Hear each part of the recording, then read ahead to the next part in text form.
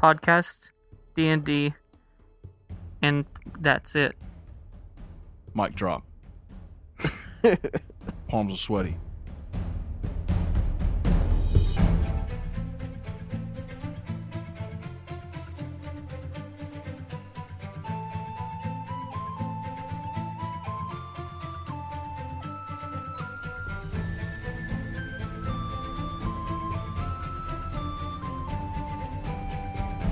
Welcome to Make Believe Heroes, an actual play, 5th edition Dungeons & Dragons adventure.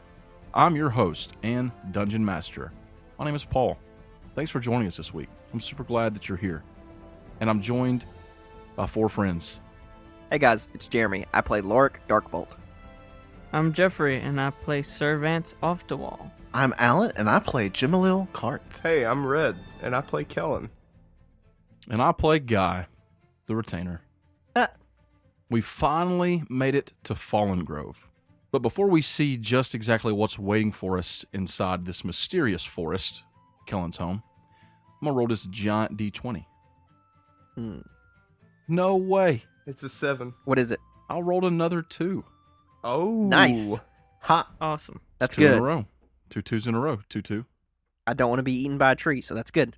Last week, our group parted ways with their new friends, the half-orcs, Fang, Thorn, Grip, and Slash, as they head back across the drylands to their home to return the prisoners stolen by the orcs to their families.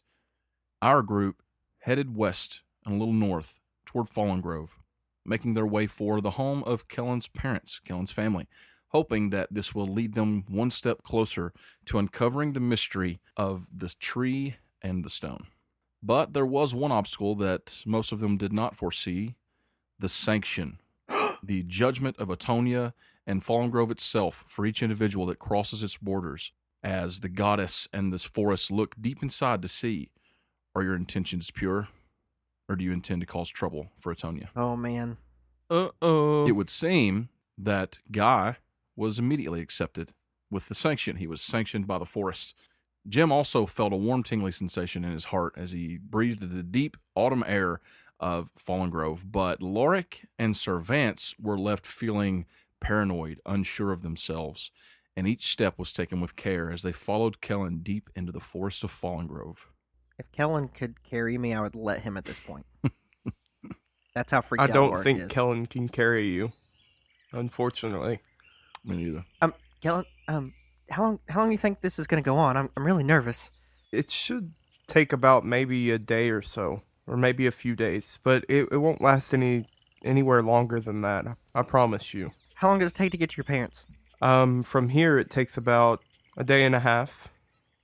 I'm not actually sure, to be honest with you. So the thing is, you're coming from the south more than you would have if you all had just traveled straight from Foothill Village. So you're thinking within a couple of days of hitting the line of the forest. Where are the roads? Where we're going, we don't need roads. Zinger. Country roads. Bazinga. So as far as roads go, there are roads in Fallengrove, and you all would even cross one on the way, but you're not following one. You're cutting in the direction. You're very familiar with Fallengrove. You feel 100% confident that you know where you are. That being said, I am going to have you roll me a survival check with advantage Okay. right now. Rolling Ooh. with advantage. Kellen. Okay, so I rolled an 18 on the dice. Okay, plus your survival. Boom. Okay, that's Yeah. that's fine. You're doing really well. What was your other dice? My other dice was a 3. So, That advantage was helpful. yeah. You feel very comfortable that you are heading in the perfect direction, that if you stay the course the way that you're going, following your heart, I guess, you kind of know where you are, that you'll cross the road heading into your commune. Look here, guys. I promise you we'll get there. I know exactly where we are right now. If we just keep going along, we should get there in no time. Within a day or a day and a half. So, That's good, because I just don't feel safe, and I mean, the Grove. I never felt this way whenever I saw the visions of the Grove, and some of these trees. I mean, look, Lauric. I don't even know where we're Lauric, gonna go. I will keep you safe. I promise. And Lauric's grip tightens just a little bit more on Kellen's head. So the day goes mostly uneventful. You all don't see any threats, no dangerous creatures. Kellen, you'll spot plenty of wildlife, some deer, maybe a couple of wolves or coyotes here and there, some squirrels, rabbits, things you'd expect to see, woodland creatures. No threats. You don't sense any threats. You don't see any threats. And most of the day goes. As you all are traveling through, those of you that have never been through Fallengrove before, you will begin to notice the land changing the deeper you get in. The deeper you travel into the forest, and you guys are still just on the outskirts, the trees start getting wider. The trunks of the trees become wider and they become taller. At first, when you came in, they seemed, pretty normal for trees. You'd seen some large trees, but as you travel beyond the first stretches of the forest, the trunks grow wider, the moss grows thicker, the heights of the trees exceed anything that you could have imagined. Each time that you feel you've seen the largest and most magnificent tree that you've ever seen, within an hour, that one is being dwarfed by 10 more. And it becomes very clear to you that due to the unpredictable nature of the land and how that it waves and moves and the roots and the moss and all the undergrowth and everything, you're quite sure that if Kellen wasn't here to show you the way, it would have been almost impossible to find your way through here. You make your way throughout the first day. As you're traveling, you might show them certain types of plants that can be used for, healing purposes, or flowers that can be native to this area. You might show them certain plants that can be eaten, certain creatures, and how to catch certain things. You're falling into your absolute element. This is my element. Lauric would commented on tons of this stuff and like how beautiful it is, but he's more freaked out. Like some trees get bigger, he's more like how many orcs could be hiding behind that tree. Mm-hmm. Yeah, he's terrified. Even though the journey's going pretty uneventfully, you are catching yourself over and over as you travel, from tripping on a root or slipping on moss that is slick on a stone or some ground that you're going to step on, potholes and different things. One time you almost stepped on a snake. It's been a very nerve-wracking journey for you, Lauric, and the same thing for you, Sir Vance. But, Vance, you will notice that as the day is traveling, it seems less and less like the flora is trying actively to stop you from traveling. Thank you, Forrest. You are so kind. Also, that buzzing in your ear is getting lower and lower, and that scared, paranoid feeling that you had when you all first started traveling into the forest, it's still there, but you feel it's like it's not as worrisome as it was. I mean, it's pretty cool that you can eat that plant, Kellen, but I'm still a little nervous. And I keep falling down. It tastes very sweet as well. Here, and I pick up this plant and I hand it to Lauric. I say, if you take a bite out of this, it's very sweet and it's good for your digestive system. Lauric's eyes get really, really wide, and he's like, Sir Vance, I don't think... Eat it. No, I don't. It could be dangerous. I mean, Shut your mouth. But what if we destroy the place? If we destroy something here, it might get mad. I hand some to Sir Vance as well. I eat it. Lauric's eyes dart back and forth between the two, and then he takes a small, tiny bite. Sir Vance, when you eat it, it tastes bland. This is delicious. There's really not much flavor to it at all. So good. The longer you chew on it, though, because it's kind of, it almost has the consistency of like a cactus, it's soft. Nothing that you would catch a noble knight eating, but... It starts to get a little sweeter, the more you kind of eat it. But it is pretty good. Lauric. Uh-huh. It tastes awful. I spit it out. It's bitter, Lauric. And just spits it everywhere, and he's like, oh. It's Kellen, what kind of, why are you pulling pranks on me? I don't. He's trying to poison you. It's poison. Are you poisoned? It's not poison. Is this gonna make me sick? That's not poison. Are you sure? Yeah. Vance. Lauric, Roll me a d20, Lauric. you die. Yeah. It's an 8. The trees kill you. You've never been poisoned before, but your throat's starting to feel itchy. My neck, it's look, it's turning red. It's like your throat's closing in. I don't know if I can breathe, and he falls down on his knees, and he's I need some water. Lauric, calm down. Why did you do that? Guy just walks over to the plant and tears some off and just starts eating it, and he's like, I don't know what you're talking about. This is delicious. I try some. It's delicious. What is wrong with you all? Has someone cast a spell on you? Lauric, did you not just see me eat the same thing? I did, but I don't understand why it's making me sick. I can't breathe. It probably has something to do with the forest. Drink some water, calm down. I cast Chilling Touch on him so that he'll chill. Do you really? No. Okay. Sir Vance, do you give him some water? Yes. All right, Lauric, you drink the water and it soothes your throat and the itchiness goes away and you catch your breath. Everything seems okay now. I will never eat one of those. Nope, not gonna do it. I don't know how you all don't feel sick right now. You never listen. I mean, I tried it. I don't understand. Helen, what do we gotta do? We just need to find the grove. Well, I'm doing my best here. I'm taking you to the only person I think would know about the grove that I know of. Kellen, you've never seen anyone have a reaction like that. Uh-oh. I'm kind of scared a little bit. You're starting to wonder if Lauric's not being straight up rejected. I don't know what to do. I honestly, like... Not that you would say that out loud. No, or anything, no. But, you can. But I'm just giving you that knowledge. This is me thinking. Yeah. I don't know what to do. I don't know what Kellen would do. There's nothing that you can do. Kellen wouldn't have any idea what to do. Exactly. And you don't know that for sure, but it's definitely strange. The only thing I guess Kellen would do is stick as close as possible to Lauric to maybe protect him. You can make his traveling a little easier. You all might travel a little slower, but you can spot all the places where it's going to be tough for him. You can take him on the easiest path, and that goes for all of you, too. It's a follow the leader situation where Kellen is in his element. He can guide the perfect path for you all. So I'm assuming that you all continue on? Yeah. Yes. Yes.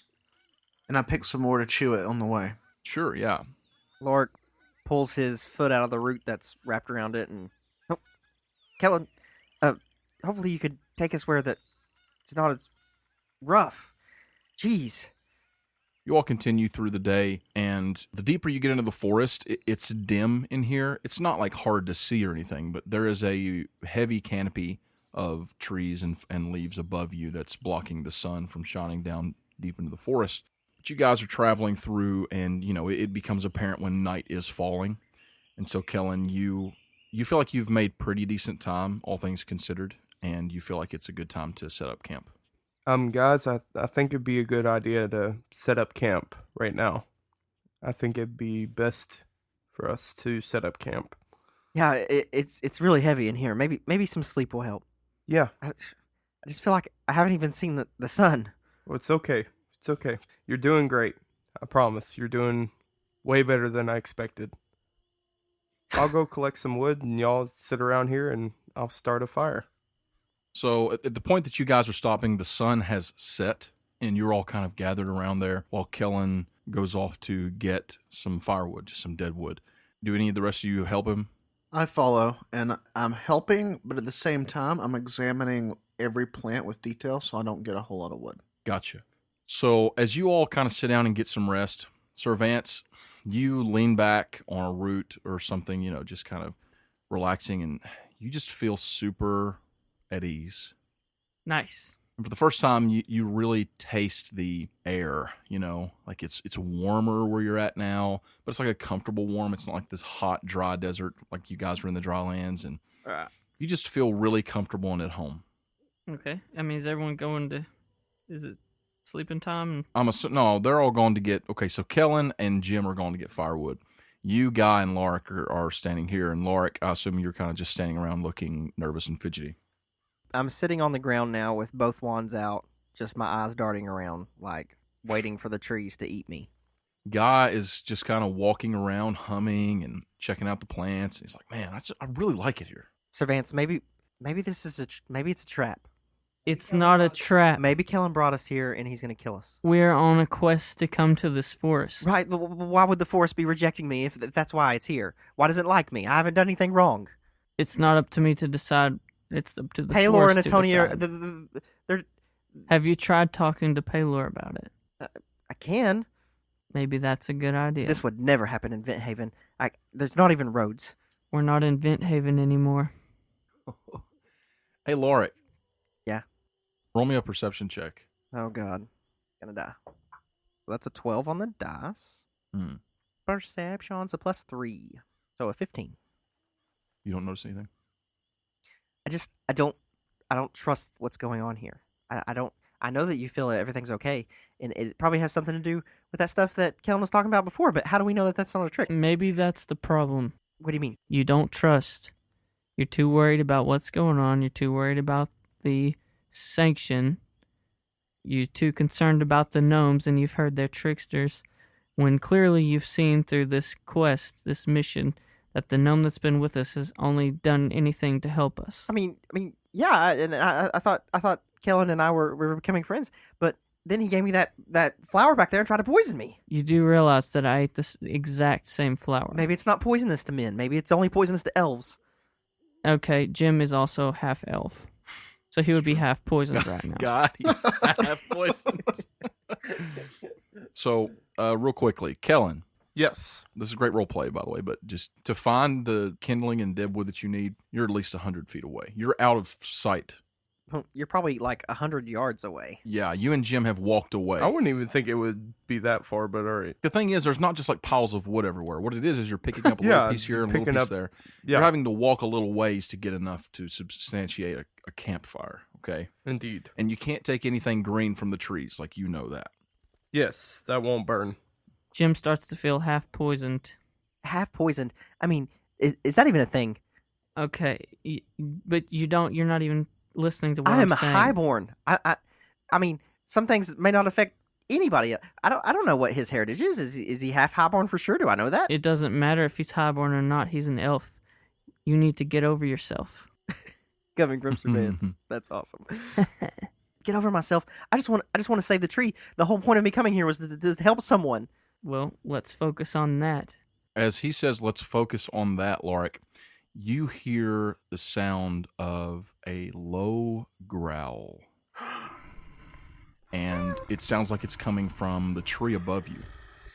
And as you look up, before you have a chance to say a word, a large black creature jumps from the tree above you and lands on you. On me? Yes, it pounces from a tree limb onto you. Oh, And gosh. just a quick glance, it looks like it's made of shadow. What's your AC? My armor class? Yeah. It's a 13. Yep. Okay. So this thing pounces down to your shoulder, driving you onto the ground. And when it does, something whips around and just digs into your side. Oh.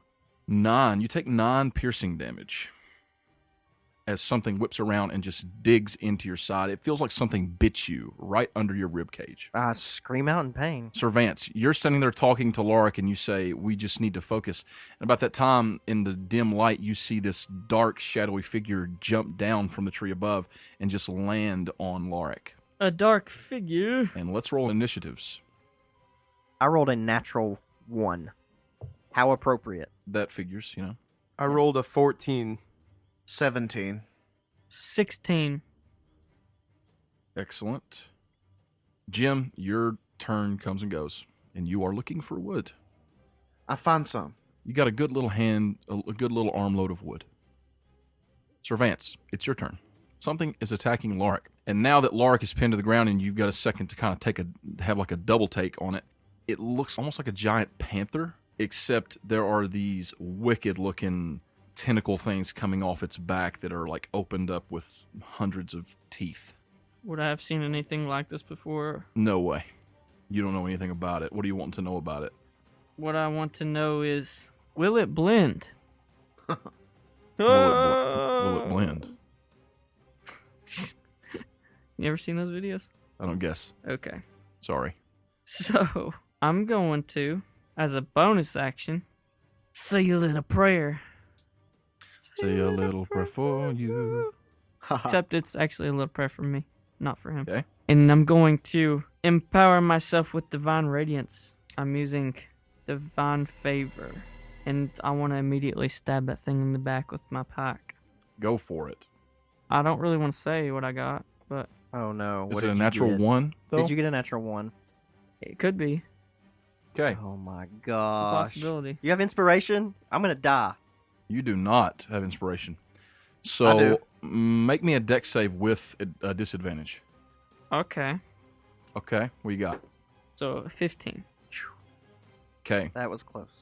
that's not good enough. No. That's so close. So what happens is this thing, it's got 2 tentacles. One is latched onto Lauric's side, but as you charge forward with your pike, it whips up and grabs your pike and rips it out of your hands. Great. Oh, snap. And it flings it across the forest, probably 50 feet away from you. Lovely. And now it is Kellen's turn. Kellen, you are gathering wood. Yay. And since no one has yelled out or said anything yet, you're just gathering wood. I mean, Lauric is screaming in pain. Yes, he is. I'll tell you what, Kellen, just roll me a perception check. Okay. That is a 16 plus my perception. You perceive someone yelling. Would I understand it's a high-pitched yell? You would understand it doesn't sound like someone playing. It sounds like someone's hurt. Oh. Is Jim right next to me? He is. Jim, we probably should head back. You should drop the wood, and I'm going to run my speed. Is something the matter? Well, I heard a high-pitched squeal. That sounded like something was in pain. Okay. So I put my wood down where his wood was left. Are you running?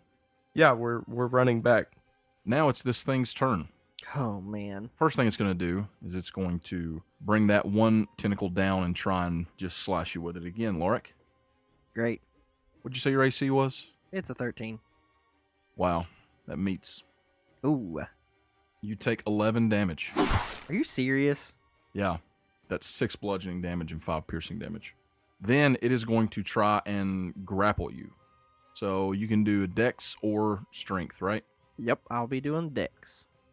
That's a 13 plus 3, so 16. Okay, you edged him out. He got a 15. So you are not grappled. One of them tries to wrap around you and like squeeze your arms free, but you're able to kind of work your way loose from it and like back up. You're still on your back, but you're crawling back on your elbows to keep from getting wrapped up by it. Now it's Guy's turn. Guy's going to turn around and run for the pike. He is going to pick it up. Yeah, boy. And he is going to say, "Servants!" and throw it to him. I die. And I'm going to roll to see how his throw is. It's okay. He doesn't get it to you, but he gets it close to you. So you'll have to use a bonus action to pick it up. Lovely. Now it is Lauric's turn. Out of sheer panic and the fact that this thing's like standing over me and I'm laying on the ground, I'm just going to fire off Agonazer's Scorcher. Okay. I'm just going to get off of me and fire off. It's a line of fire. He has to make a dex saving throw. Ah. It's a 15. If he succeeds, he'll take half damage of 3d8. He fails. Yeah. Let's roll this. 15 damage. So this streak of flame comes firing out of your wand toward him, and he almost seems to shimmer and scoot to the side, but before he can completely avoid the flame, it glances down his one side and he lets out a yelp. I'm then going to try to use my move to get behind Servants if possible. He's still within 5 feet of you. Oh, he is. Mm-hmm. So my move can be disengaged, question mark? No, that's an action. If you want to move, you will just risk an opportunity attack. Oh, man. I'm already hurt so bad. What does he get to do? He's going to do a physical attack if I try to move, you're right? Yeah, he'll just try to attack you. I guess I'm going to lay on my back like a coward. I mean, you can get up, but if you try to run away, he's going to attack you. Yeah, I'm gonna stand up as I roast him, and that's going to be it. Okay. So now it is Jim's turn. Jim, I'm going to say that you guys, you're still going to have to use your full action running to get here on this turn. You can get here on this turn, but you won't be able to take an action. So I get here on this turn, but I don't take an action. Right. But I kind of stop short behind a tree whenever I am approximately about 100 feet away. Okay. Just within line of sight. When you do, you spot ahead what you recognize from things you've heard to probably be a displacer beast. What do I know about these beasts? If you want to actually know something about it, I'll say you can spend a bonus action to do a check. I'll let you do that to think about it. I'll do a check to think about it. Okay. So would that be... Nature. Nature? Mm-hmm. I got a natural one. Hmm. We're doing great. You think it's a displacer beast, but you're honestly not even sure, and you don't remember anything about him. So I say, guys, I think this is. Never mind. Sir Vance. Hmm. Would it take a bonus action to pull out my sword? No, I wouldn't make you use a bonus action to do that. Because I want to use a bonus action to take a small piece of holy text paper and use Shield of Faith on Lauric. Shield of Faith. That's fine, but that will end your divine favor on you. Really? Yes, because they're both concentration spells. Oh, dang, they are. Still seems like, the thing you might do, but I'm just saying it will I end think that that other would spell. be the better choice. Okay, so that grants him a +2 to AC. Yeah. Yay. And then I would just use my greatsword to make an attack on this boy. Attack him with disadvantage. It's 17. That's a hit. Nice. That would be 9 plus 4. 13. 13 damage. Yeah. You bring your great sword slashing across this thing's back as it is facing off with Lauric. Kellen, just like Jim, you manage to get close enough that you can see these things, but not close enough. It's going to take your full action to get within 100 feet of them. So I can't do anything. No actions. You could take a bonus action maybe, but no action. Can I take a bonus action to maybe learn more about this? Roll a nature check. All right.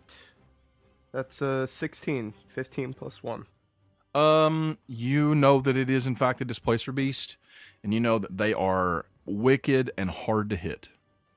Hmm. All right, so now it is the thing's turn. It is going to attack Lauric again. No.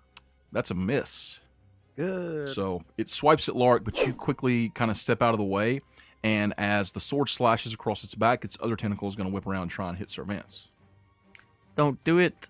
It's also a miss. So, double miss. And now it's Guy's turn. Guy's going to run up and swing a short sword at it. He hits him.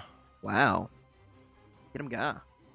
Wow, 4 minimum damage. 3 damage. Got him.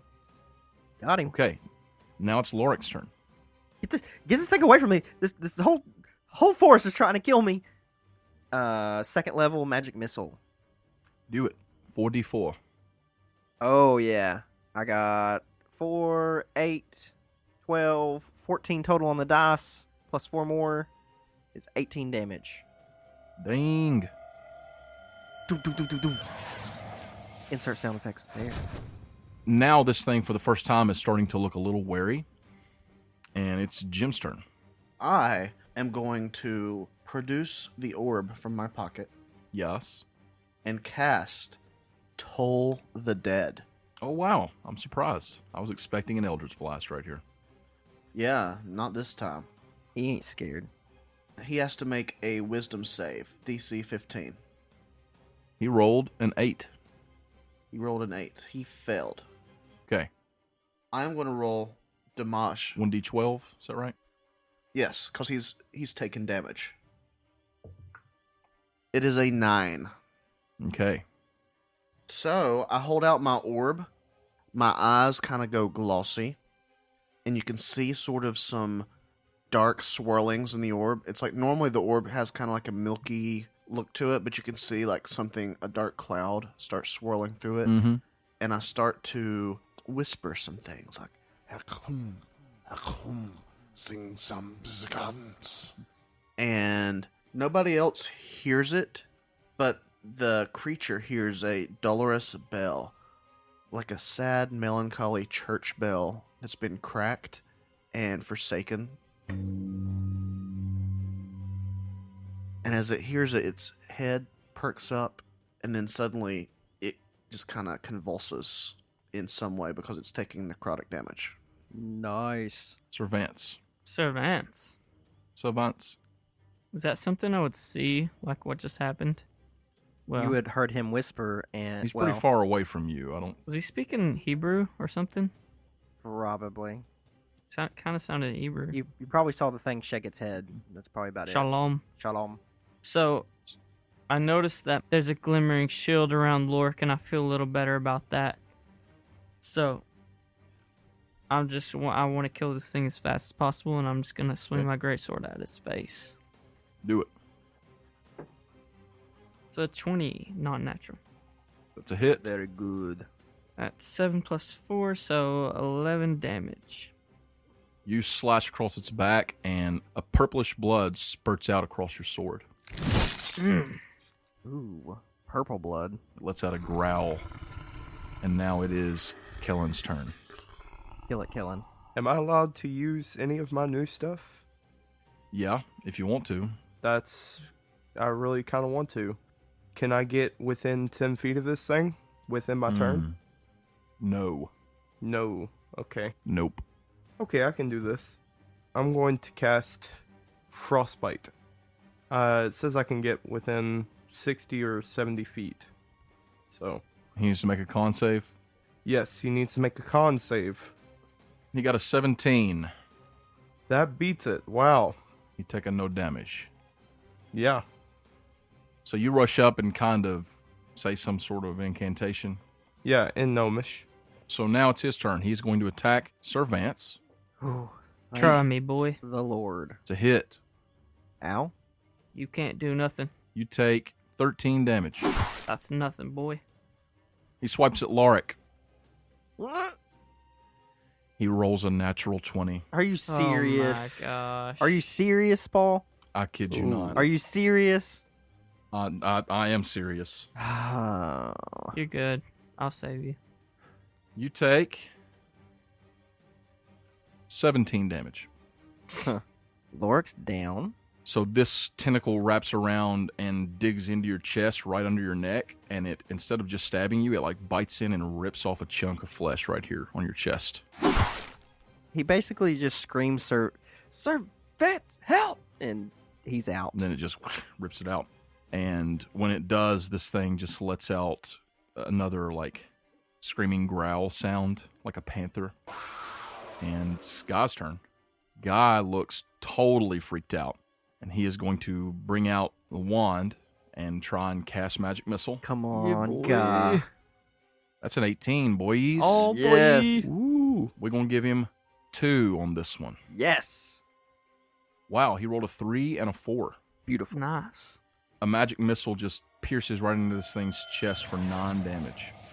Get him. And now it's Lauric's turn. Lauric, you need to make me a death saving throw. Oh, no. So, Paul, won't you explain how death saving throws work in D&D 5th edition?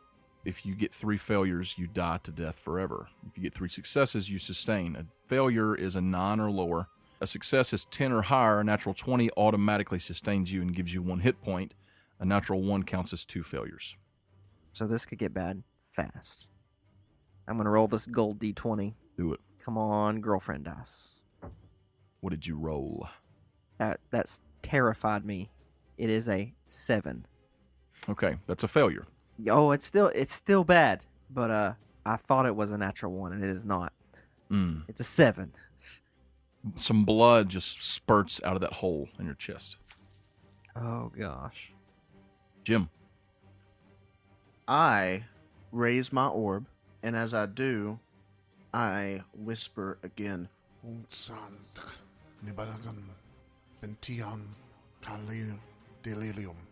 And whenever I do that, it's like the whisper carries, Mm-hmm. but it gets silent and subtle, but sometimes suddenly sharp, and swirls around the displacer beast. And I cast Dissonant Whispers. So, he has to make a wisdom save. He rolled a 16. Corn on the cob. That's a save. Yes. So that succeeds, but he still takes half as much damage. As these whispers float toward him, the thing looks up and his eyes kind of glow, this purplish glow. He makes eye contact with you and he seems completely unfazed. So he doesn't even take the damage? He'd taken no half a damage. Oh, wow. Yeah. He enjoyed it. Oh no. Now it is Sir Vance's turn. Sir Vance angry. Sir Vance angry. Is that what Sir Vance says? Sir Vance smash. Sir Vance smash. No. All right, roll it. What are you doing? I think I would want to kill this thing before I try to heal or help Lauric because, I mean, obviously it's just going to cause more damage while I'm trying to do whatever. So I'm just going to attack it again. Do it. That's a natural 20. Oh, Yes. Ooh. Kill that thing. Roll that damage, sir. So how does that work? You roll double damage. So if it's 2d6 with your greatsword, you roll 4d6s. Yeah, boy. 5, 6, 7, 8, 9, 10, plus 4. 14. 14 damage he got. 14 damage. So how does it look when you kill this thing? Thank Paylor. Since I've been hitting it in the back this whole time and it's just slashing away on that back, Yeah? I'm just going to bring the sword straight up one more time and just cut straight into that gash I've been cutting and split the thing in two. Ooh. Purple blood spraying everywhere. You have this bad boy.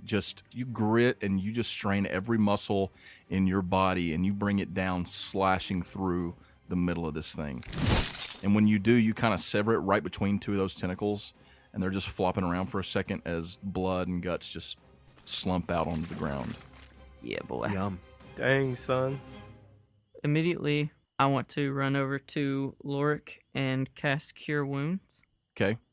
And that is your third spell, right? Yes. Roll me a d8. That's a 6 plus 2. Air fills your lungs as you regain 8 hit points. Surveillance, where is it? Where is it? And he It's stands dead. up and he starts touching his neck to hold the blood in. We got So that hole in your chest started to heal up. Servance, you've seen wounds like that heal with Cure Wounds, and this Yeah. does that, but it looks infected. Almost like poisoned, or... Something like that. You can tell that even the healing magic didn't have the proper effect on it. Okay, so... Like it's no longer bleeding and it looks healed, per se. Like the wound is closed up, but it doesn't look good. It's got black lines coming off of it. So, I'm also... When I notice that, I want to use my Lay on Hands pull and expend 5 hit points from it to... Well, what it does, if I use 5, it can cure the target of 1 disease or neutral 1 poison affecting it. Okay. What are you doing, Surveillance? What are you doing? Does he gain 5 hit points if you do that? He doesn't, does he? No, it's just it gets rid of that effect or whatever it is. Okay. I need you to roll me a 20. Oh, Lord. It's a 12. You do it, and at first it looks like it's working, and like those lines, the black lines on his chest recede, but they don't disappear. They stay there. Surveillance, what is this? Loric's like tracing the lines on his chest. You realize that you're not going to be able to heal this. My robes are ruined, and Lauric, you don't feel so good. I feel like I'm gonna be sick. You feel really weak. I need to get out of this. I need to get out of here. Kellen, you guys come running up. Yes. You see the wound on Lauric, and Lauric looks kind of dazed and pale, paler than usual. Would I know specifically what's going on? You have no idea. Okay. You've never seen anything like this. I feel like I need to sleep. I feel really tired. I don't think you should sleep. This is a concussion. It's a concussion. It's not a concussion. You hit your head too hard. Vance, I don't want to die. Surveillance, I don't want to die. You need to calm down. Jim, would you know anything about what this is? I don't know. DM? All right, Jim, you want to check it out? Let me check it out. Okay, go up there. I am all grave and stuff. Roll me a d20. I got a 12. That's pretty good. You lean down and you survey the wound on Lauric's chest, and you notice that his breaths are coming in like short, shallow breaths, like somebody who can't catch their breath. And you kind of put your hand on the wound and you feel those marks. As you do, you get that sense that you've got, that feeling that you've gotten in the past, like someone is leaning over your shoulder, looking down. I try my best to hide that feeling. Your eyes take on a glossy look, but roll me a deception check. 24. Yep. Natural. No one would notice. Natural. No, No it's one not would natural. notice that anything is going on with you. You lean down and you hear those whispers in the back of your ear, and you get the sense that there is something unnatural about this wound, that it's not a physical poison. It's some sort of a malady beyond the means of normal healing. There's something not right about this. It's not a normal wound. It's not a normal poison. I don't know what it is, though. So you're saying that, what do you mean by it's not normal, Jim? Something about it. There's a feeling of just something. Have you ever felt like you're just dirty? You're just filthy, or as if maybe it's almost like a moral filthiness. Like you've done something wrong. I felt dirty since I've walked in this forest. There's something bad at play here. I don't know what it is, but Lauric, roll me a con save. Oh, goodness. That's a 3 on the dice. Okay, you faint. I'm out. Asleep. Guys, I think I may know a person that could help us, but we'd have to go now. I don't know how long he can sustain like this, but I feel like if we got him to my dad, then my dad may be able to help him. And he is an alchemist. And Guy says, if you know someone who can help, we need to go now. Yeah, Yes. we need to do something about this. So you all gather up your stuff and go? yeah, Yes. we gather up everything and Yeah, I go grab my pack. I grabbed my firewood. Okay. You all take off. How are you transporting Lauric? Servance, you just carrying him? Yeah, I'll just carry him over my shoulder. Okay. I Shoulders. need you to make me a strength check. 15. Okay, that's fine. You're handling it just fine. I mean, you guys aren't running full speed ahead anyway because you're moving through the forest at night, but you're making good time. And whereas you would have gotten rest the night before and then walked during the daytime, it's a little slower, but you all are still going to get there quicker than you would have. You're traveling as fast as you can through the forest. Kellen, you see no more obstacles. You see no more creatures. You see nothing. All of you that were up close, Servance, you've got this thing's purple blood all over you. Guy has some on him, and Lauric, of course, is covered in that thing's blood and his own blood. And his breaths are getting shallower and shallower as you guys are running along. Lauric, roll me another Constitution save. That's an 8 on the dice, so a 10 total.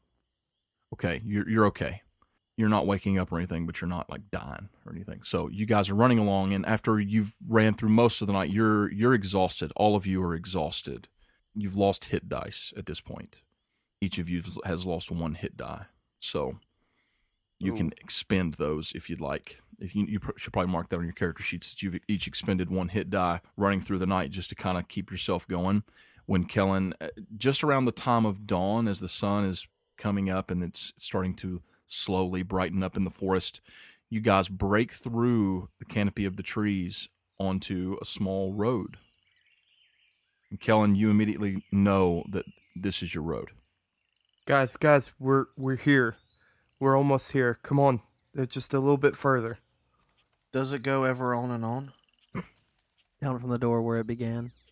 How far ahead the road has gone. Kellen, you know you're at home. You see it. You're on the road. You know you're just a half hour's jog from home. I'm assuming we're not going full speed right now. You haven't been because you've been going through the forest, but now you're on a road. Guys, let's pick it up as fast as we possibly can and just follow me. Try to keep up. We need to get him to my dad. So you all take off running down the road. Yes. Let's go. You're jogging down this pathway, Kellen. After a short time, the road kind of opens up on the right, and there's actually an opening in the trees above where it's like a circle where the sun just shines right down. And there's a small house over here with a big circular door that's surrounded by flowers. And you know this to be the house of Old Gaff, the local... Old Gaff. What do you call somebody who grows flowers? I don't know. Florist. Florist, that's the word. That's the word I was looking for. The local florist, Gaff Browngirdle, the halfling. But you don't see him out there gardening as you would typically see him, and it is pretty early in the morning. And you guys just run right past. You see some other houses of people that you know and things, and then you turn off onto a small path shortly thereafter, and you take off just full speed ahead. And somewhere around 20 to 30 minutes after taking off down that path, you see up ahead of you the open clearing that you know as the House Dimble. When I say house, I say it in a very loose term. If it were under different circumstances, the rest of you would probably be a little bit confused and a little bit in awe of what you're seeing. And what it is it's two very, very tall, very, very wide trees that are growing up in the middle of this clearing that looks best described as a yard. And these trees, they grow straight upward from the ground, clean all around them. Somewhere around probably 40 feet in the air, the tree seems to bubble out. Okay, so like there are these giant knots in the trees. There are two of them in the main tree in the front that are at least 40 feet up off the ground. And right in front of you in the bottom of the tree, there's a doorway that's open, but it doesn't look like it's been carved out of the tree. It looks like the tree grew this way. That's awesome. Jim takes a moment from his worry to just admire and pull out his notebook and start to take notes. Okay, he just kind of slows down a little bit, taking notes. There are actually two of these trees. There's one that's sort of in the front and center, and it has two of these giant knots way up high off of the ground. And then there's one kind of off to the right behind it just a little bit that has a smaller knot that's the equal height with the taller one on the main tree. I'm booking for the doorway, and I pull it open as fast as possible. Okay, you guys run straight ahead. Kellen swings open the door, and stepping inside, there is a spiral staircase that goes up through the center of the tree. The stairs are rounded, and again, it doesn't look like it's been carved into this tree. It looks like it was grown this way. Like the steps have a sort of bark on them that makes them hard to slip on. I'm screaming for my dad and my mom. Mom, Dad, I need your help quickly. You take off running up the stairs, bursting through the door at the top. And immediately as you enter into the first knot of the house, on your right, you see your dad sitting there at his alchemy table where he's typically doing his work. At the sound of the door swinging open, he looks up at you wearing those bug-eyed goggles that he usually wears when he's working at his table. And with a look of great surprise at the sight of his son, along with four strangers that he's never seen before, standing there in his doorway, he pulls his work goggles up over his dark black hair with gray peppered through it. And he says, "Kellen?" This has been Make Believe Heroes. We hope that you have enjoyed what you've heard. And if you have, you know what you should do? You should let us know. You can do so on Twitter at MBH Podcast. You can do so in an email, which you can find in our show notes. And the best way that you can show us your love is by going on to iTunes, leaving us a 5-star review. Those are a huge help to the show. And of course, tell a friend. That's always a huge help to us. If you like what you've heard in terms of the sound effects and things, many of those can be found on battlebards.com. You should check them out. There's a link in the show notes as well. Man, what's, I don't know. I'm just not happy. I just don't know, boys. Lurk's dead. He failed to save the tree. I guess tune in next week to see what happens with Lauric. Goodbye. Bye.